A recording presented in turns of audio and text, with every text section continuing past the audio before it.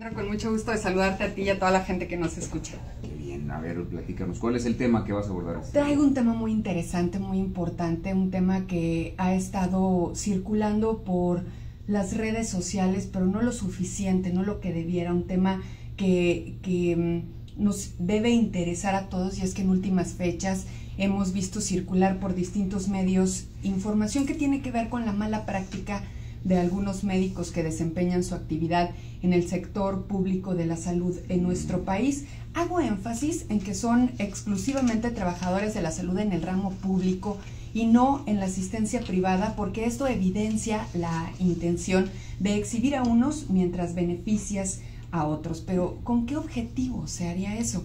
Para ahondar en lo anterior, debemos saber que actualmente existe un interés por modificar el artículo 4 de la Constitución y la Ley General de Salud con el fin de crear un sistema único en el que se homologuen instituciones como el IMSS o el ISSSTE con el Seguro Popular, lo que significaría una reducción en las prestaciones de atención médica y seguridad social para alrededor de 800,000 personas y sus familias. Es importante también decir que son personas que aportan y que trabajan todos los días para tener un sistema de salud óptimo que les garantice ser atendidos en cualquier enfermedad, y hoy está en incertidumbre ese sentir.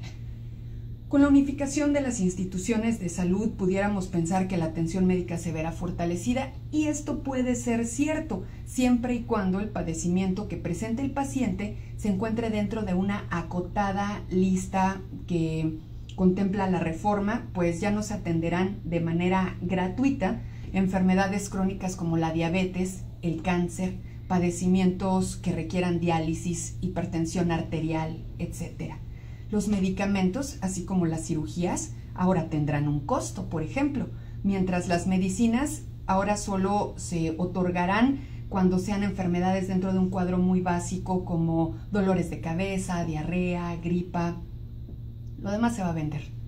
Es decir, esta reforma pretende abandonar el esquema en el que el Estado, a través de los impuestos y las cuotas obrero-patronales, aporten el costo médico total de la atención que recibe el paciente en los hospitales públicos, para pasar a un sistema privado en el que ahora el ciudadano deberá pagar directamente a un particular por los servicios de maternidad, de salud, hospitalarios, médicos y de riesgos de trabajo, adquiriendo con alguna empresa privada una póliza de seguros que responda por estos gastos médicos, de tal forma que quien más pague, mejor será atendido.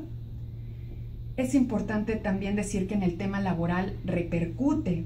en el tema de la jubilación, pues se habla de un sistema de pensión universal que, de aprobarse esta reforma, se les pagará a los trabajadores la cantidad de 1,092 pesos mensuales por una vida de trabajo al servicio del Estado.